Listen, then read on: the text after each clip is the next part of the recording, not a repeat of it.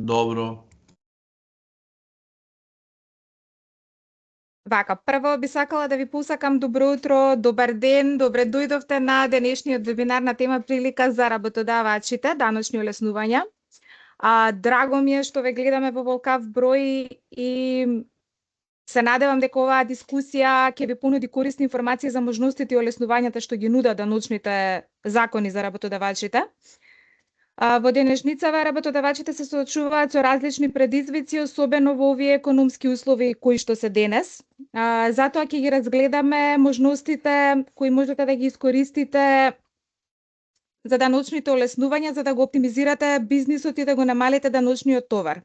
Со нас е експерт кој што ќе ги подели своите знаења и искуства, а вие ќе имате можности да поставувате прашања и да добиете конкретни совети.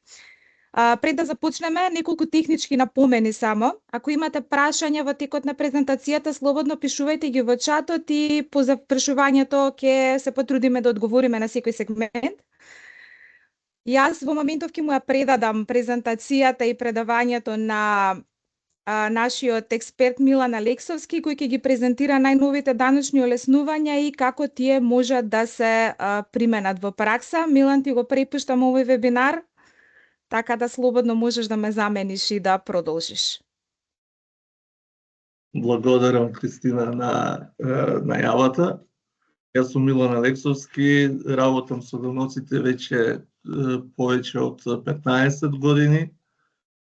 Почнав мојата кариера со Управа за јавни приходи, каде што бев прво во оделение за утврдување и наплата на даноци во Дирекција за големи даночни обврзници, понатаму како помлад инспектор во Дирекција за големи даночни обврзници, а еве сега и како даночен советник, како дел од Унија, која работи на територија од бивши југословенските простори, а од минатата година е и дел од една светска мрежа ETL Group, при што сме дел од голема мрежа на компании кои даваат сметководствени и консалтинг услуги во однос на даноците, бизнисот и правото. Сега би ја споделил со вас презентацијата за овој ден. Само момент.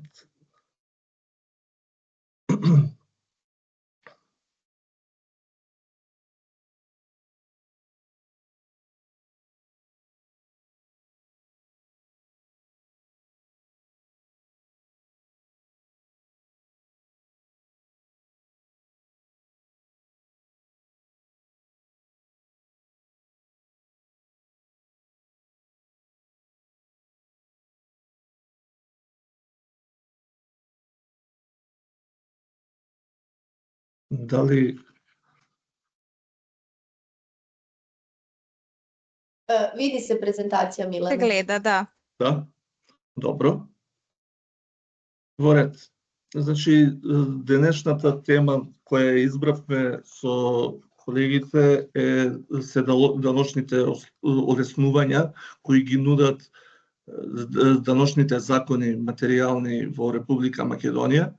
И решивме за денеска да ги обработиме законот за данок на добивка, законот за личен доход од аспект на ослободувањата кои се нудат за одреден вид на личен доход на физички лица. И како трета тема го одбравме законот за технолошко-индустријски зони, од само причина што во почетокот на годината имаше некоја најава од владата дека можеби во текот на годината ќе дојде и до измена на овој закон и на домашни компании ќе им биде дозволено да инвестираат во овие технолошко-индустријски зони, а со тоа и да ги ползуваат сите оние поволности и можности за инвестиција за да можат да ги користат сите државни помошти што ги дава државата. Ќе почнеме со законот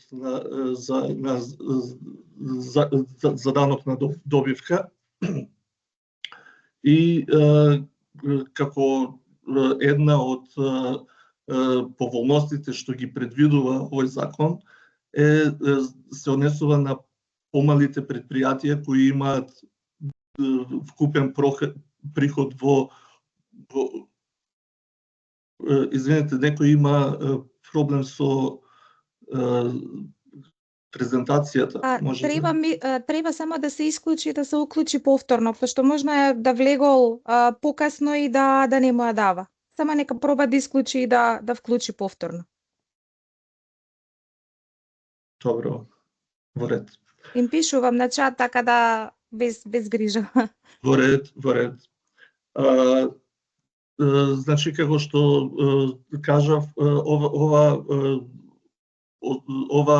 поволност се однесува за помали фирми кои имаат вкупен приход до 6 милиони денари во текот на годината и предвидено е со овој закон да овие компании плаќаат само 1% од целокупниот приход остварен во годината, при што доколку би биле, да кажеме, во редовен даночен режим, тогаш биле, освен финансискиот резултат, би биле земани во предвид и оние трошоци кои не се признаваат за даночни цели, односно би ја зголемиле добивката и тогаш би платиле 10% од тој збир.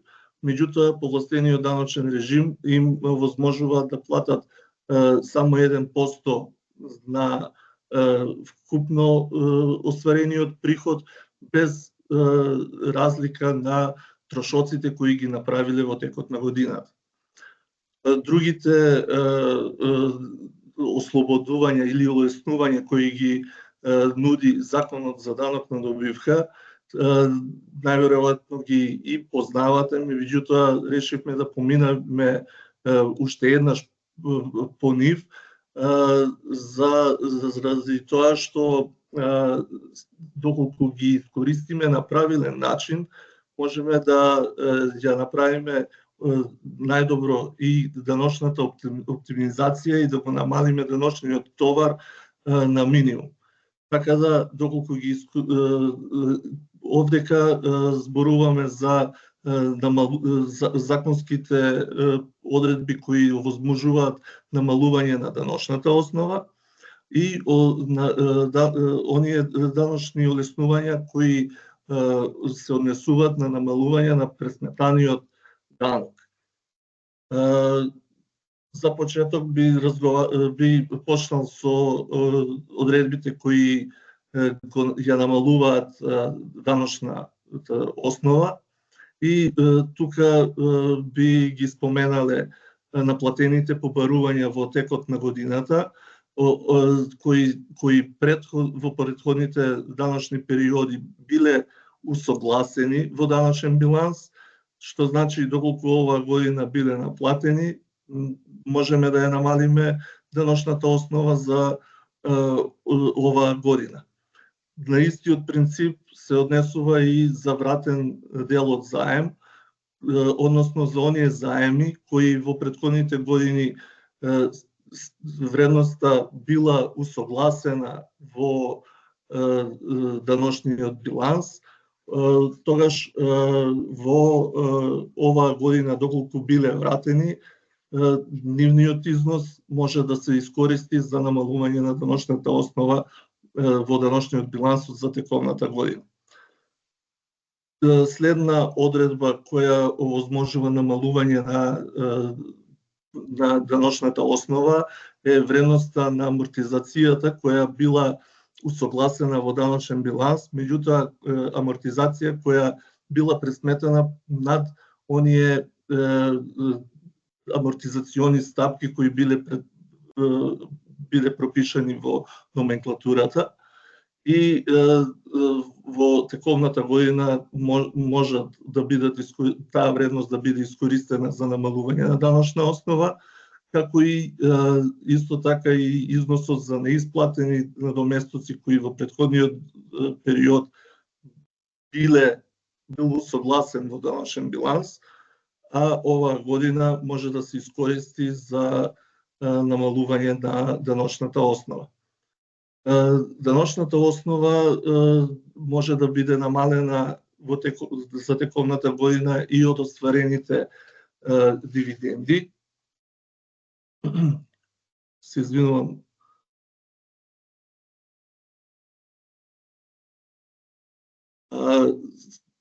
За остварените дивиденди со учество во капитал на друг субјект и ова се за да се користи ова одредба е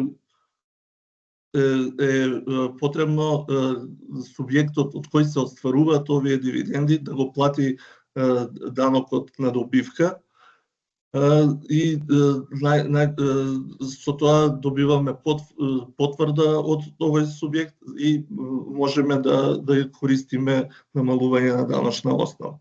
Исто така, следна одредба која ни овозможува намалување на даночната основа во тековната година во даночниот биланс е и пренесена загуба од претходните години на товар на добивката од оваа година, како и реинвестирана добивка.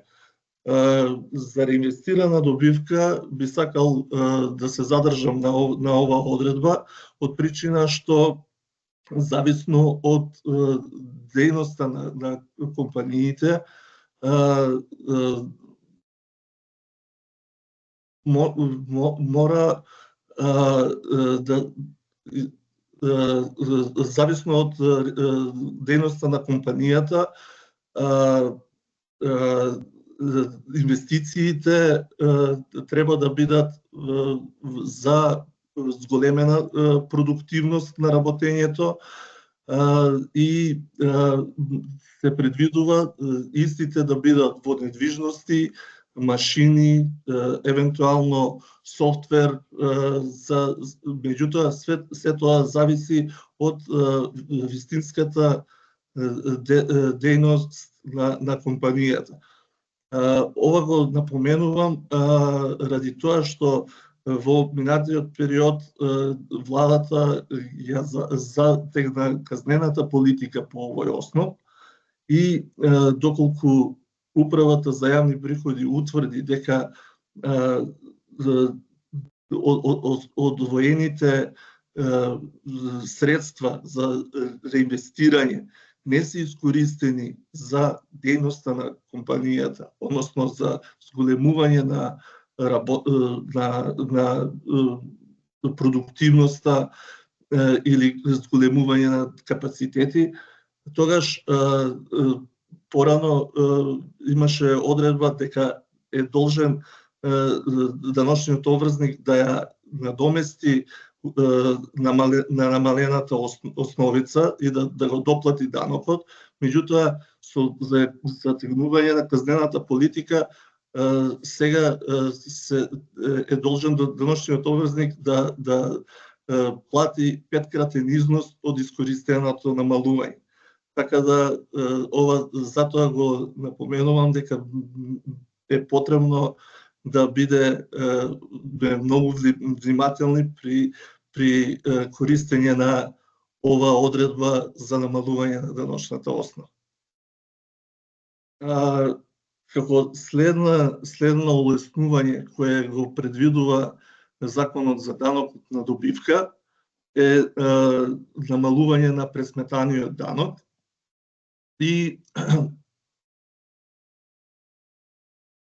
тоа се однесува за можноста за намалување на она даночна обврска која имаме по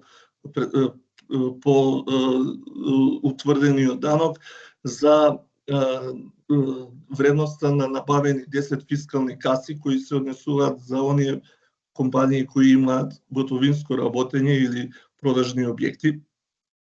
Понатаму, доколку имаме некој данок платен во странство, данок на задршка, и имаме потврда дека истиот данок е платен во странство, за истиот износ се признава намалување на пресметаниот данок во Македонија. Исто така, овакво намалување на пресметаниот данок се признава доколку македонска компанија, подружница на македонска компанија, има платено данок во странство, меѓутоа добивката која е остварила е веќе дел и е вклучена во приходите на Македонија, на македонската матична компанија, меѓутоа се до процентот кој е законски утврден, а тоа е 10%.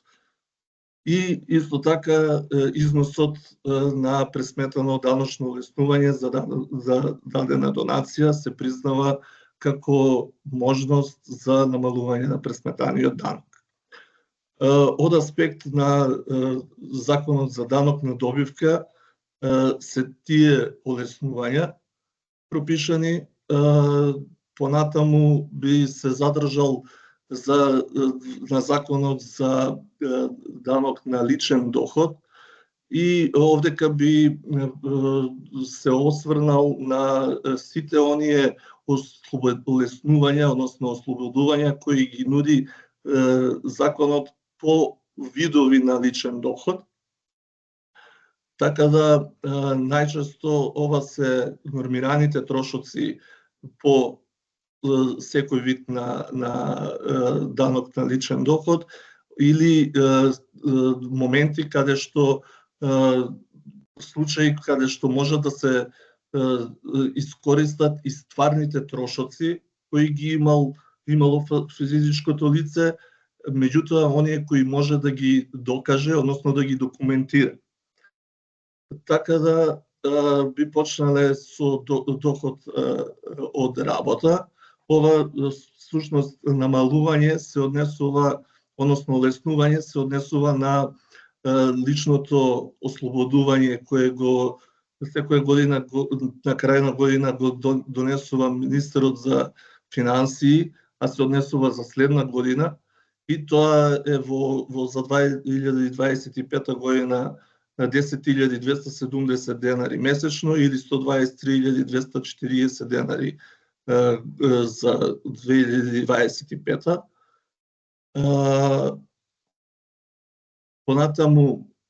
Понатаму доходот од самостојна дејност, тука спаѓаат сите оние вршители на дејност кои се регистрирани како трговци поединци и законот за личен доход предвидува дека може да се признаат како оправдани трошоци 30% од извршените вложувања во материјални и нематеријални средства, меѓутоа овие 30% не смеат да надминат 50% од пресметаната даночна основа. Значи, лимитот е 50% од даночната основа да биде искористен како намалување. Доходот од авторски и сродни права, согласно законот за личен доход, предвидува намалување на даночната основа од 20 до 50%, зависно од авторското дело. И јас би ги споменал, да кажеме, 50% од нормирани трошоци се признаваат за ваерски дела, таписерии, керамопластика и така натака. Потоа 40% од како нормирани трошоци од надоместокот се признаваат за уметничка фотографија, зидно сликарство, мозаик и така натаму.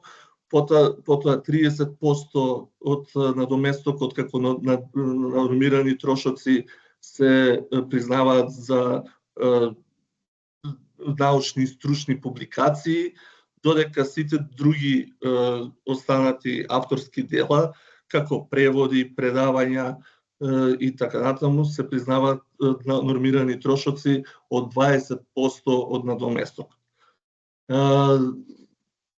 Луѓето, односно физичките лица кои остваруваат приходи на основ на продажба на сопствени земјоделски производи, можат да користат нормирани трошоци од како намалување од 80%.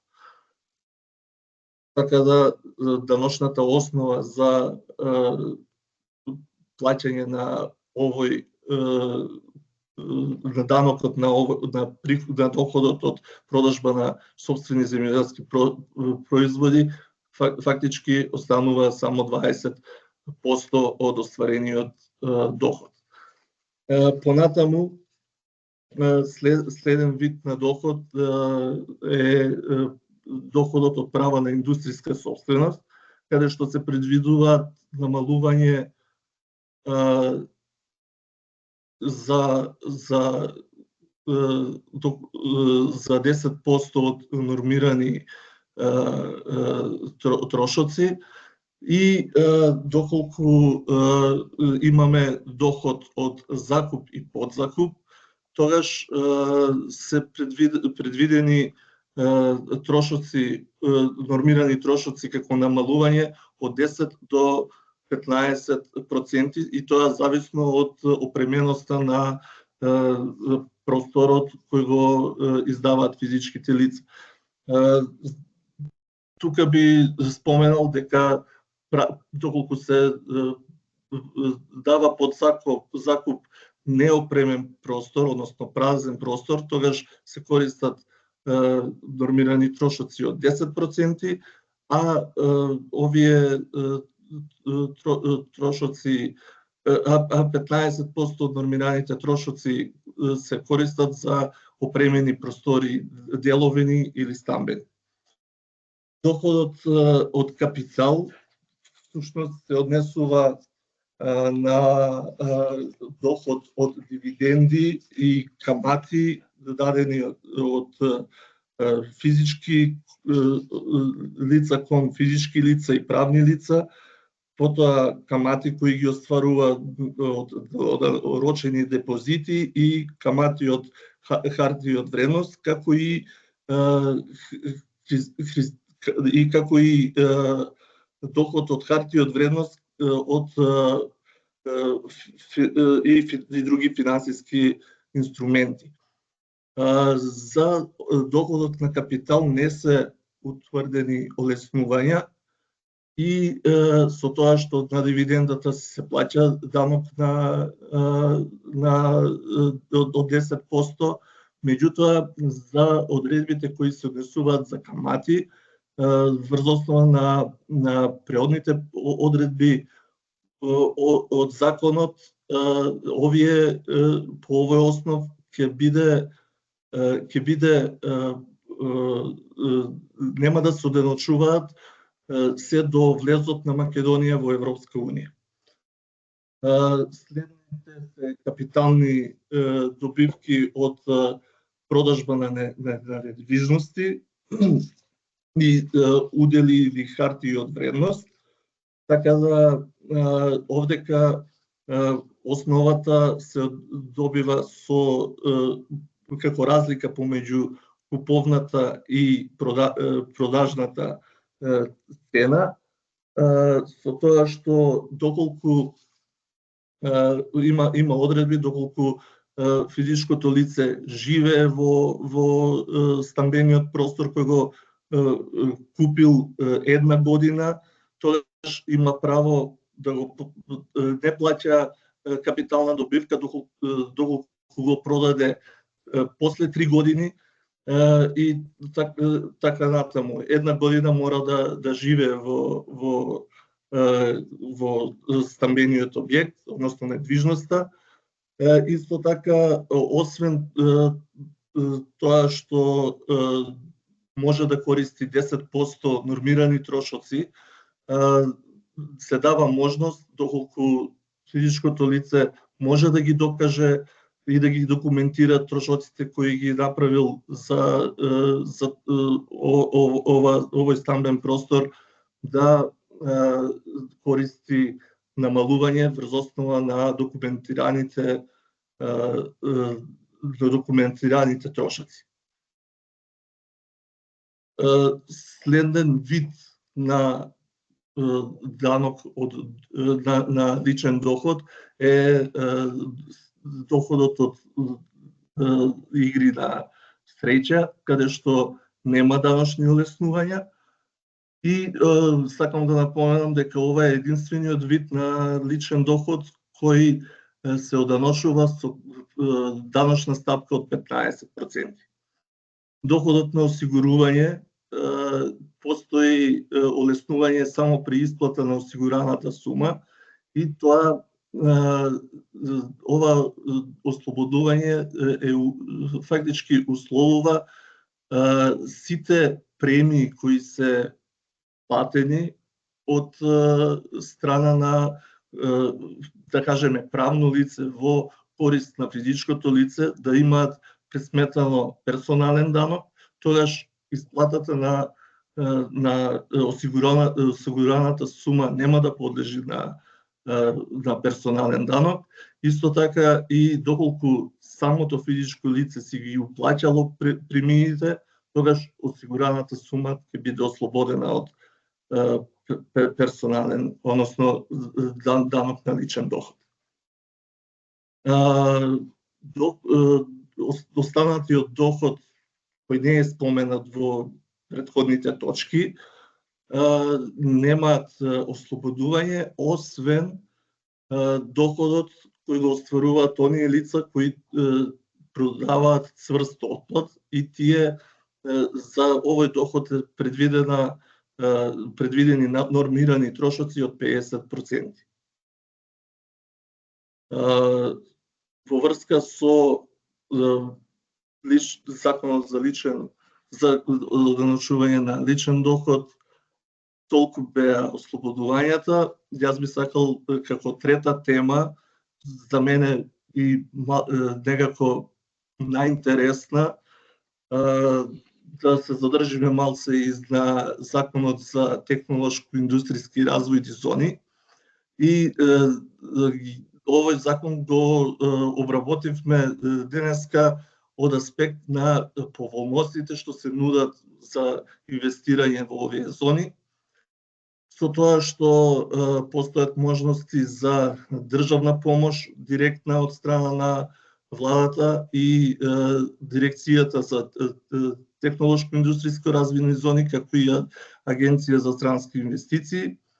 Напоменав на почетокот дека се спомна некоја измена на овој закон за да може да се дозволи на македонски компании да вложуваат во овие зони и да ги користат поволностите.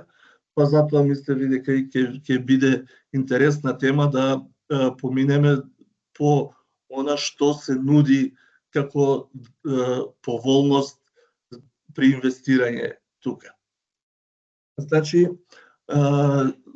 државната помош која ја нуди владата за инвестирање се оди по пат на регионална помош за почетно инвестирање во материјални и нематеријални средства, при што условот за да се добие оваа помош е во инвестицијата примателот на помошта, односно инвеститорот да учествува најмалку 25% со своји средства и максимален дел од помошта е до 50% за инвестицијските трошоци и трошоци за плати на нововработени за период од првите 2 години.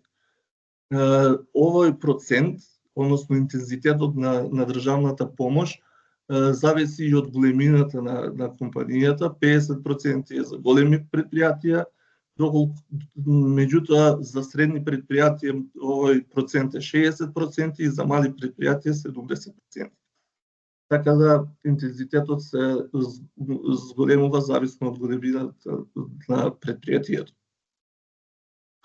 Погодностите кои ги нуди инвестирањето во технолошко-индустријската развојна зона се однесува на ослободување од плаќање на данокот на добивка за првите 10 години, понатаму ослободување на данок за личен доход за примање по основ на плати на вработени лица и за нововработени лица исто така во рок од 10 години.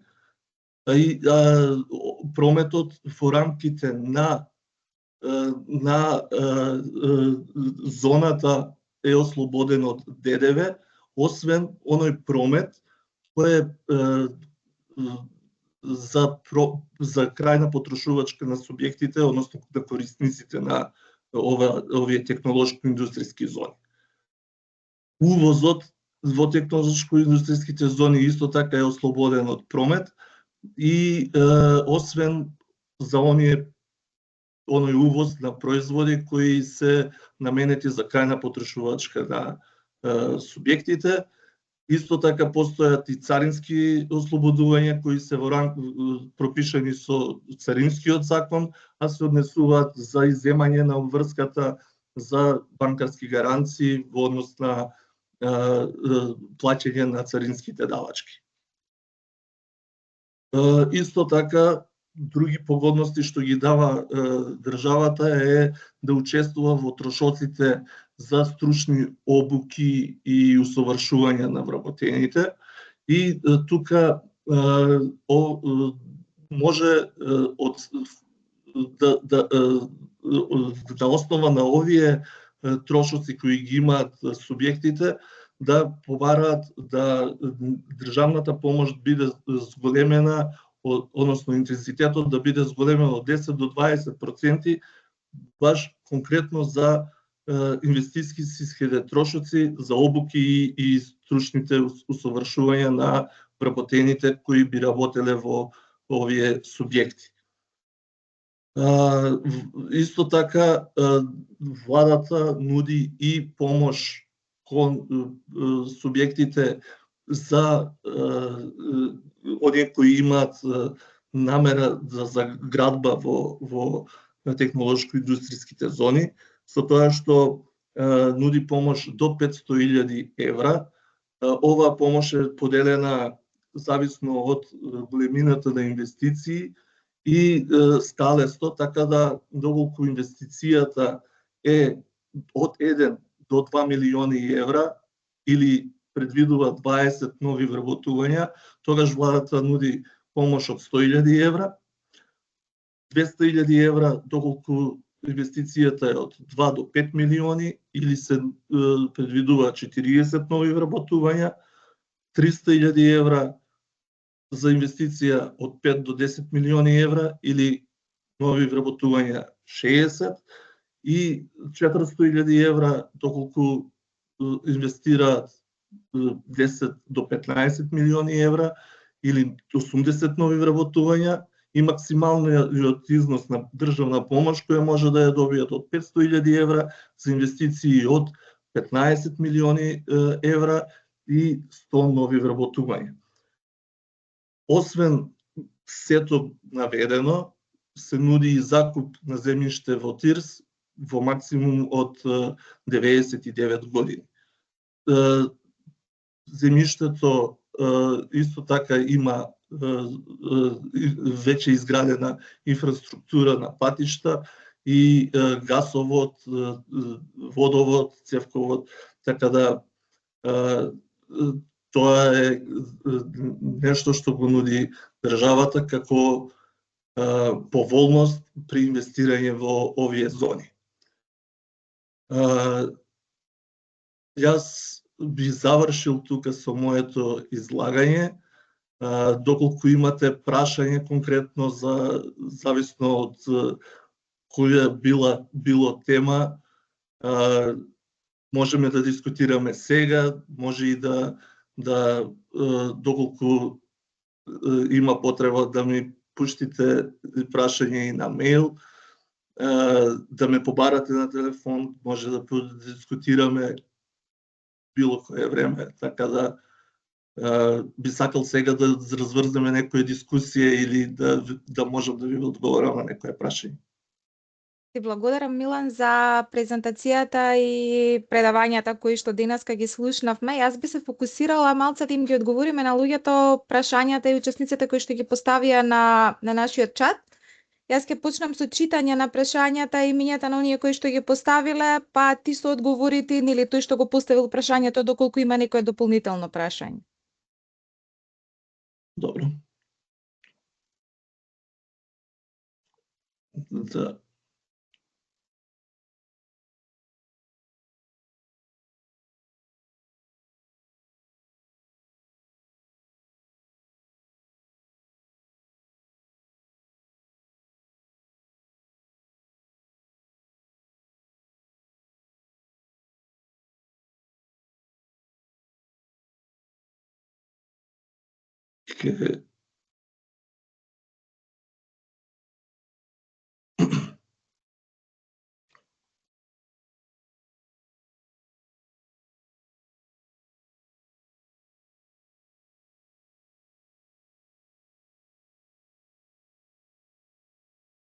Се слушаме?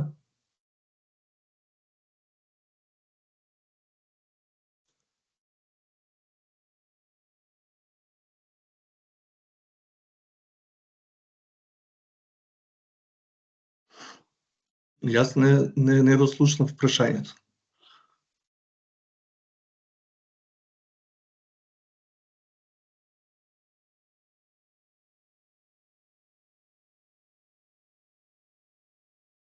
Кристина, молим те ако можеш само Милану да прочиташ питања из чета како би могao да одговори на njih.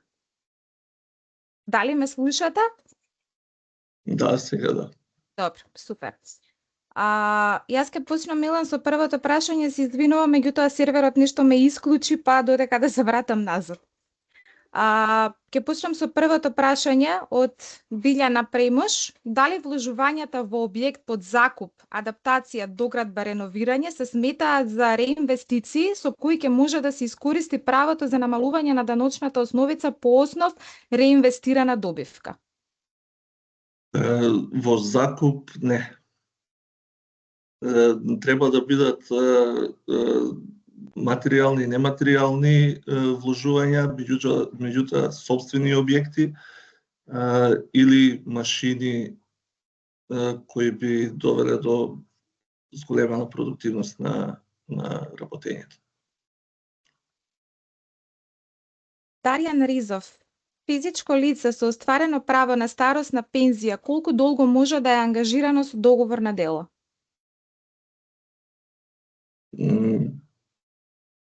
За ова ќе мора да продискутираме, ако може да ми се обратите на мејл, ќе треба да истражиме повише. Физичко лице вработено со полно работно време кај еден работодавач, колку долго може да е ангажирано со договор на дело кај други работодавци?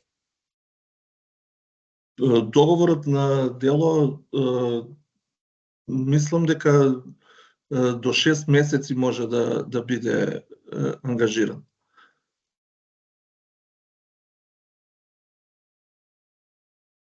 Лице во редовен работен однос остварува приход од странство. Дарјан, повели?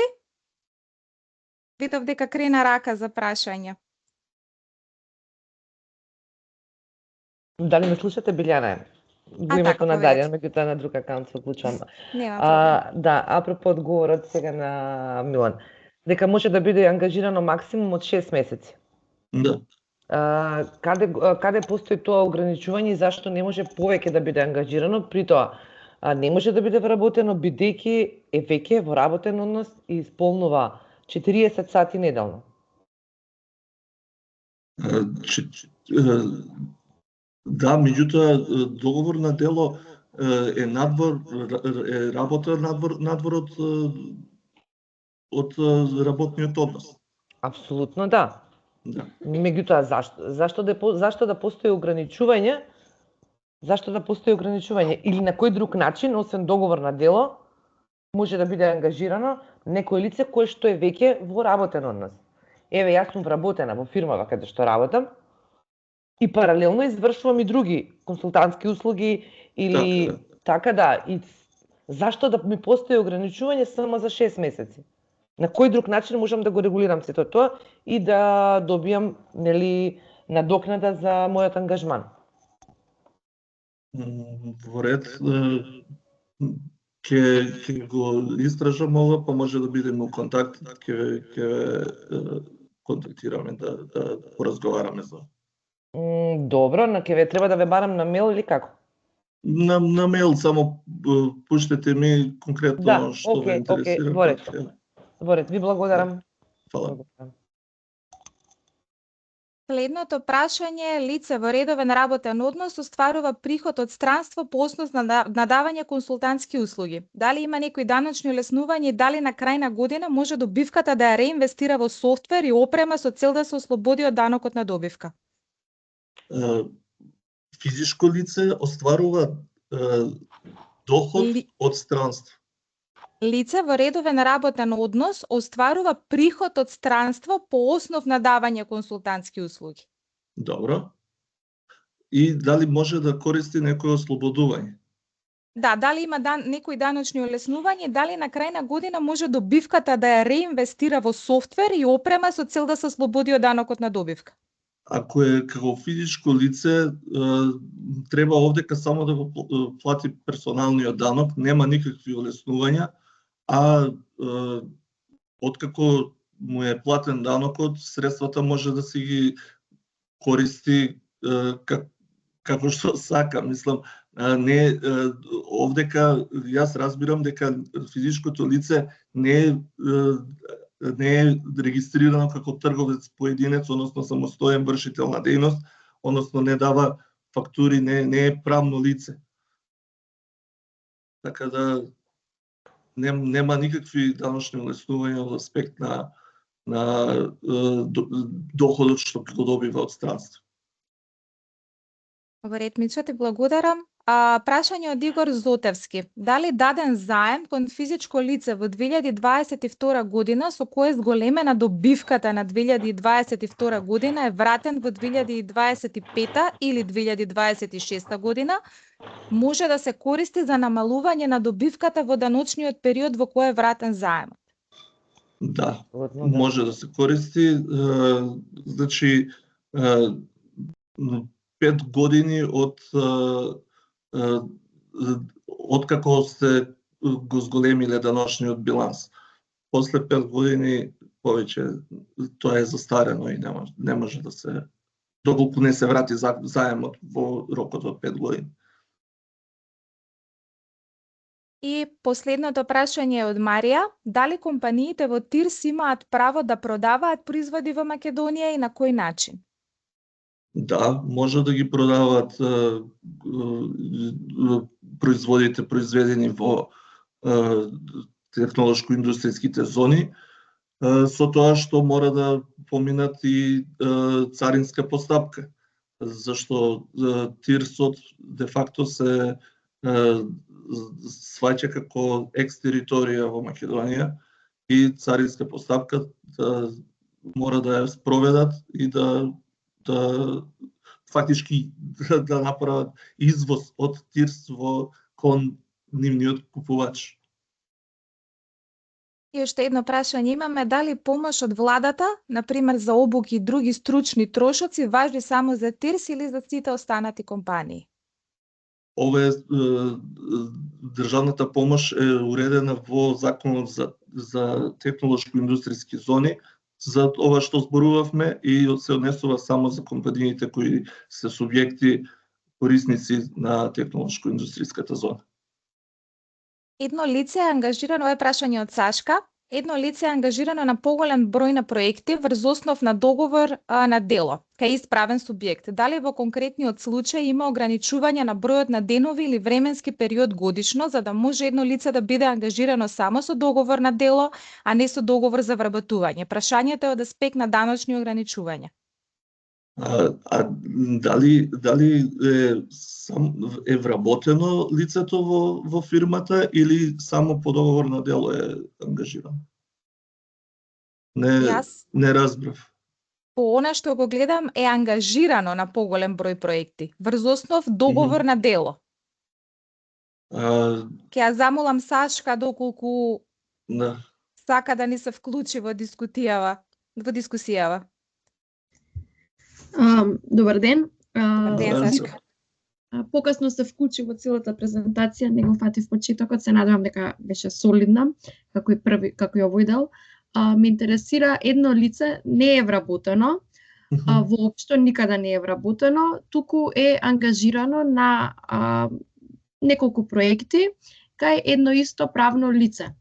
Значи, дали има ограничувања за бројот на денови, временски период, врз основа на кој може да биде ангажирано само со договор за дело, и тоа договор за дело за секој посебен проект се склучува. Тоа е прво прашање. И второ прашање, значи лицето никаде не е во работен однос. И второто прашање, каде е регулирано тоа за 6 месеци максимум дека може со договор на дело да биде ангажирано? Претходно го спомнавте, бидејќи и тоа дали 6 месеци, како значи временската рамка 6 месеци или број на сати во таа временска рамка, бидејќи едно е, например, 6 месеци да биде available на располагање, а друго е 6 месеци да биде постојано ангажиран на проектот. Во ред, во однос на временскиот период од 6 месеци би го истражил уште еднаш. Мислам дека беше уредено со Законот за работни односи, со цел, знаете, да не се држат луѓето цело време на договор на дело, туку да им се даде можност за решение или договор на неопределено. Меѓутоа ќе го истражам ова, исто ако можете да ми се обратите и на мејлот, па да бидем во контакт и да ви дадам одговор. Ќе продолжам со прашањата. Реинвестирана добивка која првично е искнижена на резервации 942 по изминати 5 години со запазени сите услови со одлука. Резервацијата се враќа во акумулирана добивка и се исплаќа дивиденда. Имаме записник каде се оданочува исплатата на оваа дивиденда. Која е логиката на ослободувањето ако се запазени сите услови за реинвестираната добивка да се оданочи? Тогаш овој закон не е ослободување, туку одложување. Така. Значи, и јас имам ист став како вас, дека после 5 години може да се врати од 942 на акумулирана добивка и да се исплати добивката де факто. Меѓутоа, управата за јавни приходи не знам зошто го тера истиот став. Ова сме го дискутирале уште од порано. Нема логика да кога се истерани сите процедури законски што се утврдени, ослободувањето е искористено, ова резервација да стои цело време на 942. Така да ова е проблем со кој се соочуваме и додека не го промени ставот управата за јавни приходи или по-конкретно да биде донесен одреден член во Законот за данок на добивка, не можам другчие да го коментирам. Благодарам, Милан. Каде е регулирано дека максимум 6 месеци може едно лице да е ангажирано со договор на дело? Да, тоа го спомнавме неколку пати. Мислам дека во Законот за работни односи беше уредено дека се со цел за да не се одовлекува вработењето на неопределено време. Во врска со одговорот дека да бидеме во контакт, мислам само ако може да ми пуштите на мејл или да се слушнеме, го имате мојот телефонски број, па да бидеме во контакт, ќе го истражам, ќе ви дадам одговор. Во врска со одговорот, ова е прашање од Билјана Премош. Во врска со одговорот дека вложувањата во објект под закуп не може да се користат како право за намалување на даночната основица по основ реинвестирана добивка, проверете во сите консалтинг куќи дека на сите часови на КПУ се предава дека тоа правните лица имаат право тие вложувања да ги сметаат како реинвестирана добивка. Во ред. Физичко лице продава стан во кој не се живеело веднаш по завршувањето на градбата. Кои даночни олеснувања може да се користат за намалување на данокот при продажба? Како уште еднаш ако може? Физичко лице кое продава стан во кој не се живеело веднаш по завршувањето на градбата. Кои даночни олеснувања може да се користат за намалување на данокот при продажбата? Даночни ослободувања при продажба на недвижност во кој не се живеело. Да, не се живеело веднаш по завршување на градбата. Значи, капитална добивка од продажба на недвижен имот, значи не се плаќа во случај кога обврзникот, фактички физичкото лице, живее најмалку една година во недвижниот имот пред продажба и го продава во истек од 3 години. Дали е продаден овој и во кој период би го продал имотот физичкото лице? Ќе ја замолам Невена ако може само да одговори на прашањето.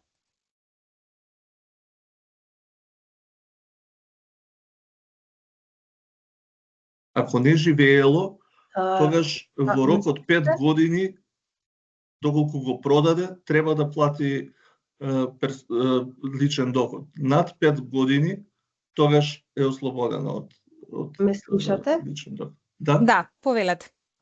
Се продава веднаш по завршувањето на градбата, но спомнавте некои даночни улеснувања за вложувања во недвижноста или не?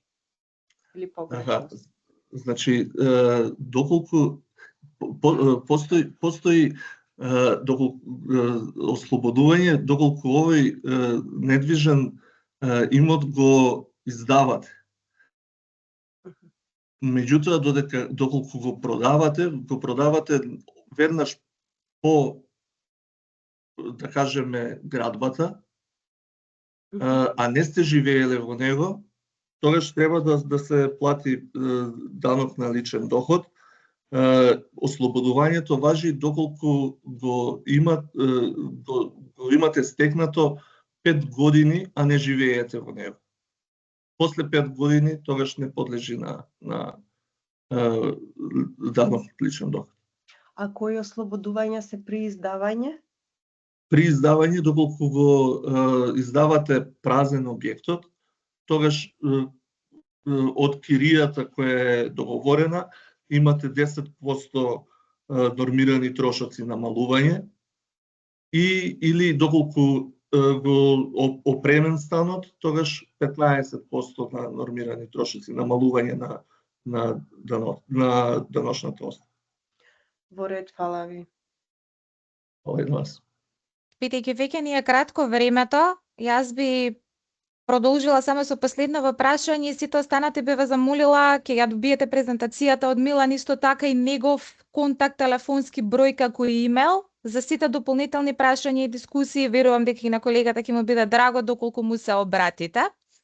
Со продажба во Македонија, компаниите на ТИР се со добра почетна позиција и ја рушат цената на пазарот. Домашните компании кои функционираат надвор од ТИР се неконкурентни.